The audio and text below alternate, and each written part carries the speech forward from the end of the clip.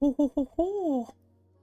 Ladies, gentlemen, gamers, and fellow live action show enjoyers, welcome back. So, I have watched Shogun. Shogun is one of the newest shows that has been advertised. It's actually very recent, and for me to watch something very recently is kind of a little bit of an oddball. I'm usually very fashionably late to the watch parties, but with Shogun, it was a little bit different. Now, for me personally, I've seen Shogun around. I've actually seen it in advertisings in my local neighborhood on bus stops and the subway, on ads and websites, here and there. And typically everything gets advertised like this. And I thought nothing of it. And then I went to my doctor's office for various reasons. And even at the doctor's office, people started talking about Shogun and saying, like, wow, it's so good, it's really good. I was like, oh, okay, cool. And then more and more I kept hearing about it until finally I watched it with my auntie. And we're here to talk about it. So, first of all, the main thing about Shogun, as I've just described, is it's popular and a lot of people, from what I hear, kind of like it. And the biggest thing I kept hearing it be compared to is Game of Thrones. Now, is that an accurate comparison? Kind of, and we will get into that a little bit. But for those of you who don't know, Shogun is basically from what I can tell, now I haven't done much research on this, but as far as I could tell, it's a somewhat, if not pretty historically accurate show about the historic adventures of, I don't even know if this guy is real, but the main character being John Blackthorn. And the way John Blackthorn talks is exactly like that, and I really, really like it. But it's essentially John Blackthorn, a guy from the great land of Britain at the time, England, London, basically traveling and making his way to the Japans. His words, not mine. So John Blackthorn makes his way there, and unbeknownst to me, and as shown by Shogun, the I believe Catholics were also there, the Catholics being the Portuguese. So, one thing that Shogun does that I'm really surprised about was it actually taught me history I didn't know. Now, I don't even know the time period of this. I could probably figure it out, but and they might have even said it, but I didn't really care. But regardless, they taught me some history that again, with how much I do know from history that the show shows that is accurate, I'm inclined to believe that most of the show is very true. So it really taught me that, the Portuguese were actually in Japan really early on, and then the English, aka John Blackthorn, came after. But basically, it's the English coming to Japan for different reasons. Now, the main thing that people compare Shogun with is Game of Thrones, and for the reason being that there's a lot of stuff going on. The one thing I will say, excuse me, about Shogun that is consistent with Game of Thrones is there's a lot of setup. Now, obviously, Game of Thrones is in the fictional world of Westeros by the great George R. R. Martin, and there's a lot of world building, there's a lot of expansion there. But the biggest thing is it's very much greater in scope, and it's obviously fantasy. Now, I'm pretty sure with Shogun, they take a lot of liberties with making things a lot more pronounced and better for viewing. But in general, it's a very, very interesting story to see where it ends up. So the time period they're at in Shogun, when Shogun takes place, when John Blackthorn eventually makes his way to the Japans, is basically when there's an era of unrest, at least from the ruling class. So essentially, what ends up happening is one of the great old leaders, the Taiko, dies. He dies, and now the regents basically have to come together and be like, okay, what are we gonna do? And they don't like one of the regents because he is of historic Minoa blood, I believe it's called. I forgot what it was called exactly, but he's basically a really famous bloodline where he's kind of not really meant to rule, but like if he wanted to rule, he would have a pretty good claim to it because he's sort of destined from, I'm assuming, heaven. God knows what it is. But that's essentially the beginning of the show. John Blackthorne comes in under the guise of being a traitor, even though he's an Englishman.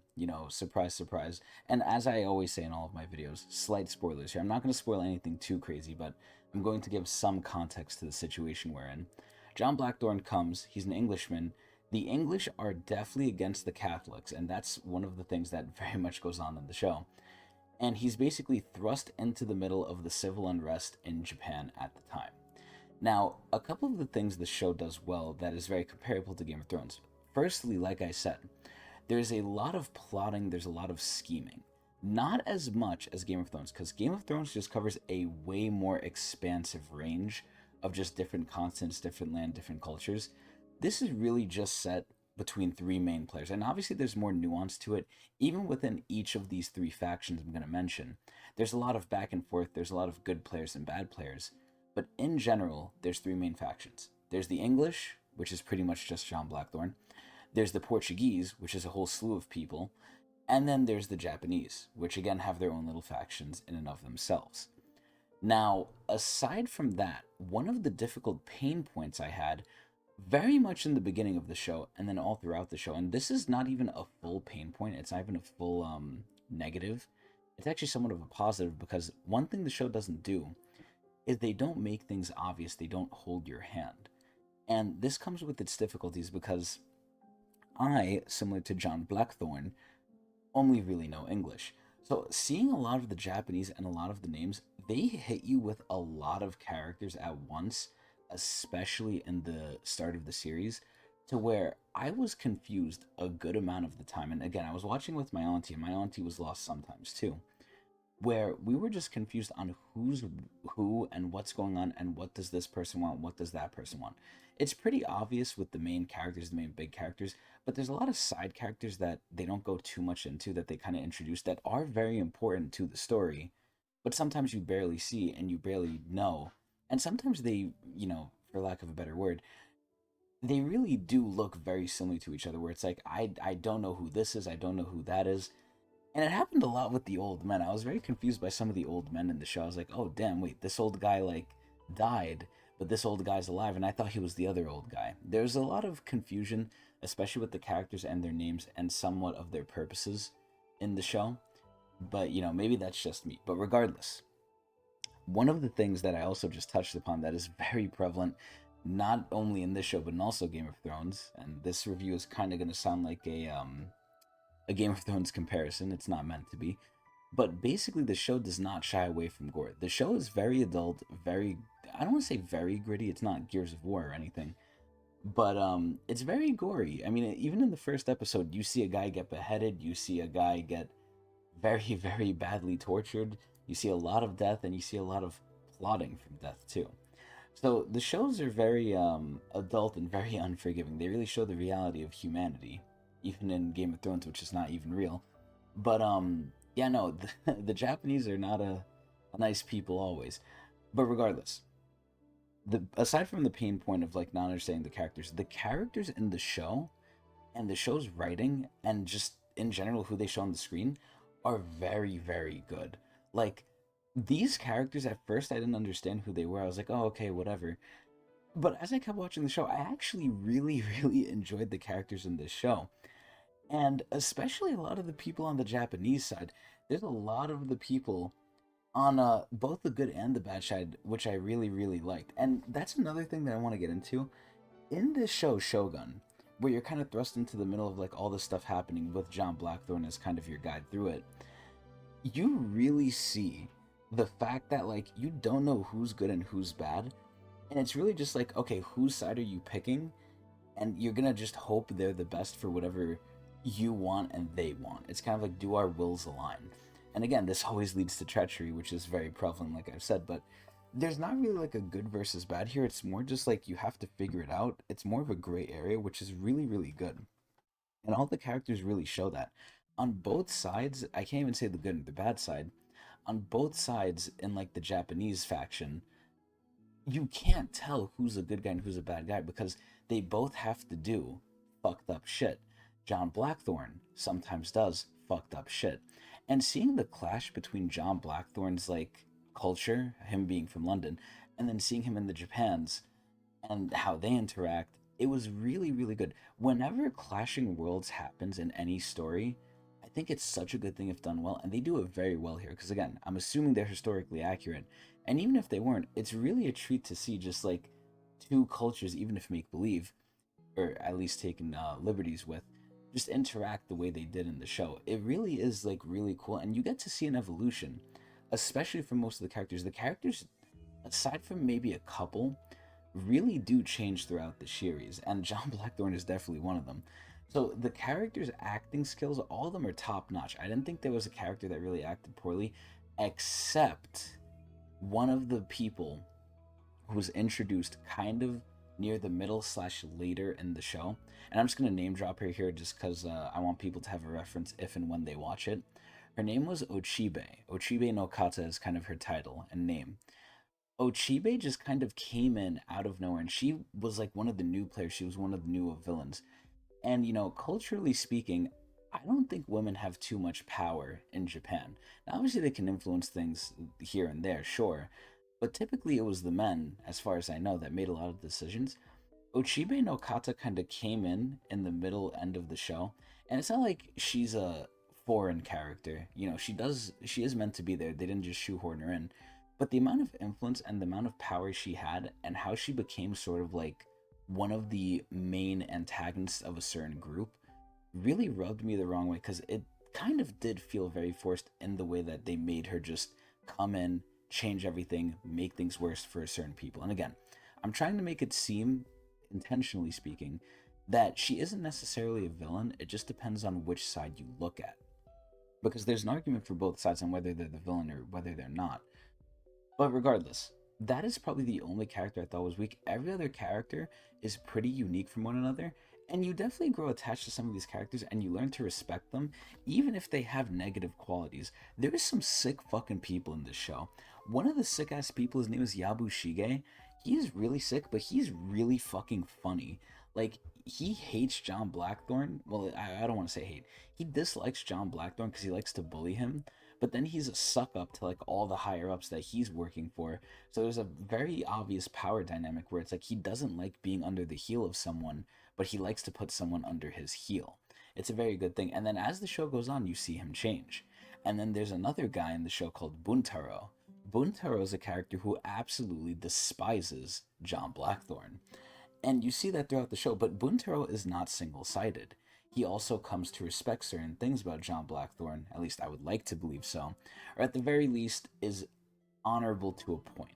And you definitely see like these characters are not as one dimensional as you would think. The characters are really, really good. Now, the story, again, I don't want to go too much into it because it does obviously include spoilers if I go too deep.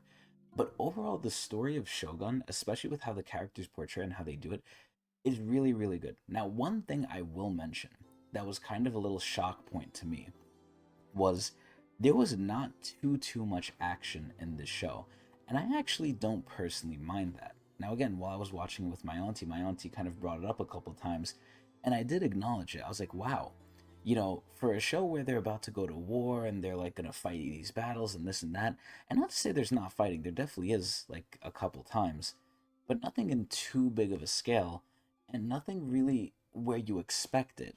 Like they tease a little bit, and either they'll show a flashback of it, or they just won't get to it, or they'll skip over it, to the point where there's a couple of times where you're expecting something in terms of a large scale fight, and it just doesn't happen. Now, obviously, again, going back to the Game of Thrones comparison, they have the dragons, they have the White Walkers, the zombies, they have like everything else, right? Where you see big battles, you have like whole hour long episodes almost of just fighting action. You're not really going to get that in Shogun. And I actually didn't mind that because the story carries the show so fucking hard. The story is really, really good. Now, again, I want to definitely like keep expectations leveled here. The story is not as expansive and not as crazy as Game of Thrones, because Game of Thrones has so many more moving parts than Shogun does. And this is where Shogun, obviously, from what I heard, is going to get a season 2. It didn't end with just season 1. But a lot of stuff happened in season 1 where it makes you question, like, okay, what's going to happen now? And by the end of it, I definitely felt like, wow, what did we just go through? Like, what is next for the characters in this show? Because there's a lot of loss, there's a lot of, I don't want to say tragedy, but there is a lot of, characters that end up coming and going, if you know what I mean. So at the end of it, you're really left looking at some of the people that you care for that are still there. And you're like, wow, what the fuck happens now? And again, it's great to see the culture shift with how it's portrayed between some of the characters. You see how the Portuguese take death and loss. You see how John Blackthorn takes it, and then you see how the Japanese take it. The Japanese are sort of just living with it constantly, or they've come to terms with it. At least some of them have, and they're the best equipped to just kind of deal with it and get through. The other two, the Christians and the Portuguese, aka John Blackthorn and the Portuguese, they kind of struggle. John Blackthorn struggling the very most. But regardless, the story was amazing, and I can't wait to see where it goes next. And this is where, again, if you're looking for combat, you're not going to get too much of it, but it's just carried so much by the character interactions and the stories. There's probably maybe only 1 or 2 episodes where I was like, okay, stuff is kind of going slow. There's kind of just like a lot of setup here, but it was never really an issue because they definitely sprinkle in some good interactions here and there, and you just want to see more of the clashing cultures, especially with John Blackthorn. Whenever John Blackthorn interacted with certain characters, I just got so happy because it just was such a treat. Now later on in the show, it kind of does play out a little bit and it gets lessened because John Blackthorn's getting used to it because he has character development. But in general, the show was just such a treat to see the characters and the story play out, forgetting about even the action. And again, I really, really want to drive home. The character interactions were so good. And there's a good amount of characters. And again, by the end I remembered most of them and who they were and what they needed. But it was a little bit confusing at times to keep up with everything. Now, I'm pretty sure that's all I could really say for Shogun without really spoiling it. It is a great show. It is a great story, a great show. Not Game of Thrones level, definitely under it. And I'm not taking the end of Game of Thrones either, because the last couple seasons were, like, we don't want to talk about those.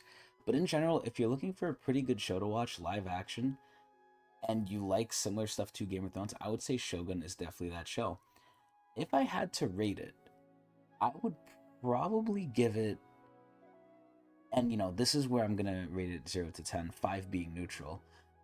Everything considered, with how much I personally just like the characters, especially John Blackthorne's character, he just comes in, and not just him. There's a lot of other people, but I don't want to name drop too many of them. I want this to be somewhat before 20 minutes done.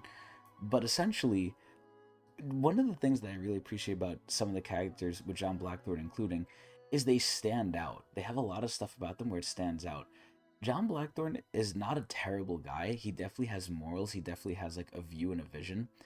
And he's very, I don't want to say loyal, but he's on business. He will, like, if you make a deal with this guy, he will honor the deal as much as he possibly can, even if you are not in his best graces. But one of the things John Blackthorne does is he makes it known he is not a loser, he is not a quitter, he is not going to fail. And seeing him struggle and definitely persevere through that, it's just so fucking good. I don't know what else I could say about the characters aside from, like, they just play their role extremely fucking well. And it's even to the point where John Blackthorne looks a little silly when he does things. Like, his reactions, most of the time he looks like he's just gonna like cry, or he's gonna like just like be sad. And I don't know if that's a fault of the actor. I don't know if that was like a personal decision from the actor, but it looked pretty funny sometimes and I really liked it. But either way, rating Shogun on the scale, I would have to say, because there's barely any bad points, it's just not as good as people say it is, at least to me. It's a pretty good show, it's a good watch. I'm not going to sing home and sing its praises about it because Game of Thrones was a phenomenon. I don't think Shogun's going to be as big a phenomenon, and if it is, I don't think it warrants it. So I would definitely put Shogun at a solid, I'm going to say 8.5. I'm going to put it at an 8.5, it goes out of 10, for the pure fact that I just I think it does a lot of things very well. Not extremely well, not the best in its craft, but it's an honestly good story, really good characters. Everything is just really good in it. Not amazing, not the best ever, and definitely not like Game of Thrones, because again, it's not as expansive, but it's pretty good in everything it does. The character interactions are great, the story's pretty good, and the story is one where it keeps you guessing, where there is times where you're like, oh my god, what just happened? Or oh my god, how are they going to get out of this? What's going to happen? There's not many surprises that I couldn't see coming, and some of the show, or a good bit of the show, I actually did predict decently well. But they did throw me a little curveballs here and there. And overall, the story, while it wasn't, the completely novel experience, it is a genuinely good story. So I will confidently give it 8.5 out of 10 Taikos. Anyway, I hope everyone enjoyed, And if you want to see more of me, watch me at Twitch TV/Tecnics channel. And if there's anything else you'd like me to watch or review, please tell me in the comments below. Eee.